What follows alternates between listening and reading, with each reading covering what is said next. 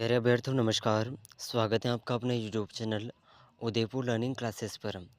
Rajasthan BSTC exam 2026 की तैयारी कर रहे हैं सभी अभ्यर्थियों के लिए राजस्थान जीके के महत्वपूर्ण प्रश्नों की क्लास में एक बार फिर से आपका स्वागत है।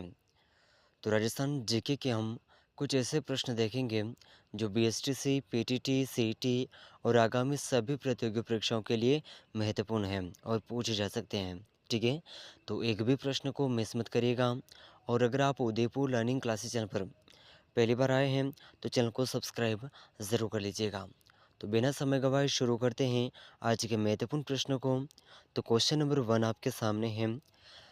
राजस्थान के किस शासक ने द्वितीय गोलमेज सम्मेलन जो कि 1931 में हुआ था इसमें भाग लिया था? तो कौन से राजा थे? तो ऑप्शन 1 है महाराजा गंगा सिंह, महाराजा मान सिंह द्वितीय, महाराजा भीम सिंह, महाराजा जय सिंह। तो सही आंसर कौन सा होगा? महाराजा गंगा सिंह। ठीक है, ऑप्शन 1 यहाँ पर बिल्कुल सही आंसर हो जाएगा। ठीक है, ऑप्शन 1। बीकानेर के महाराजा गंगा सिंह ने तीनों गोलमेज सम्मेलनों में भाग लिया था। वे चैम्बर ऑफ प्रिंसेस यानी कि नरेंद्र मंडल के प्रथम चांसलर भी थे। ठीक है, ज़रूर याद रखिएगा। अगर प्रश्न पूछा जाए कि नरेंद्र मंडल यानी कि चैम्बर ऑफ प्रिंसेस के प्रथम चांसलर कौन थे, तो बीकानेर के महाराजा गंगा सिंह थे। ठीक है, अगला प्रश्न देखिए क्वेश्चन नंबर 2। आदिवासियों का मसीहा कहे जाने वाले मोतीलाल तेजावत ने एक ही आंदोलन की शुरुआत कहाँ से की थी? जाडोल से, मातरकुंडिया से, कोटड़ा से या नीमड़ा से? तो सही आंसर होगा मातरकुंडिया से की थी। ठीक है, ऑप्शन बी होगा सही आंसर। 1921 में राशमी तहसील के मातरकुंडिया नामक स्थान से इस आंदोलन की शुरुआत हुई। इसे मेवाड़ का हरिद्वार भी कहा जाता है। ठीक है, चलिए अगला प्रश्न है क्वेश्चन नंबर 3। मुगल मेवाड़ संधि जो कि 1615 ईस्वी में हुई थी किनके मध्य संपन्न हुई? अकबर और उदय सिंह के, जहांगीर और अमर सिंह प्रथम के, शाहजहां और जगत सिंह के बीच, औरंगजेब और राज सिंह के बीच? तो सही आंसर कौन सा होगा? जहांगीर और अमर सिंह प्रथम के बीच में यह संधि हुई थी। ठीक है, अगला प्रश्न देखिए क्वेश्चन नंबर 4। बनी ठनी चित्रशैली को भारत के मोनालिसा किसने कहा था? तो कर्नल जेम्स टोड ने, एरिक डिक्सन ने, फयाज अली ने, आनंद कुमार स्वामी ने? तो सही आंसर कौन सा होगा? बनी ठनी चित्रशैली को भारत की मोनालिसा कहा था एरिक डिक्सन ने।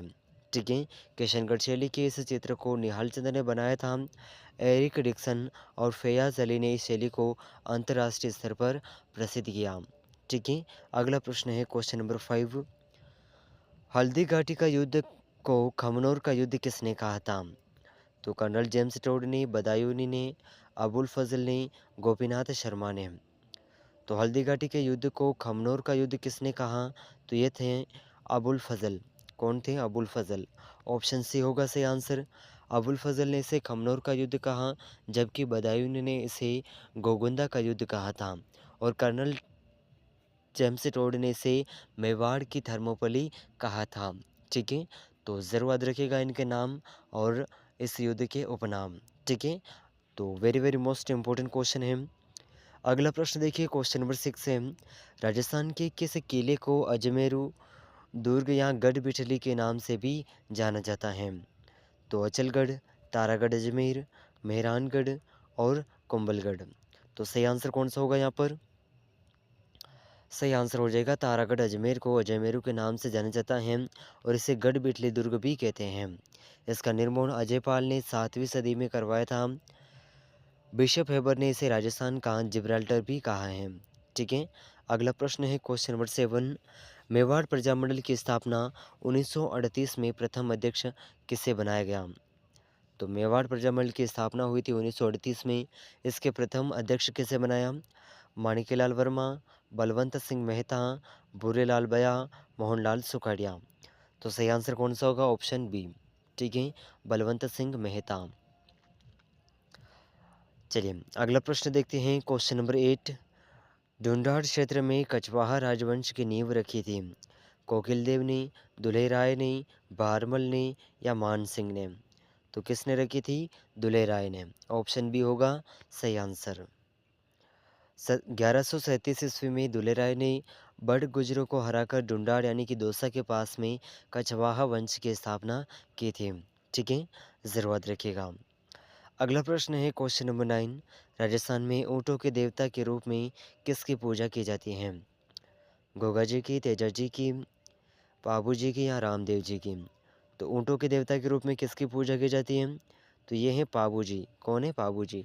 ऑप्शन सी होगा सही आंसर।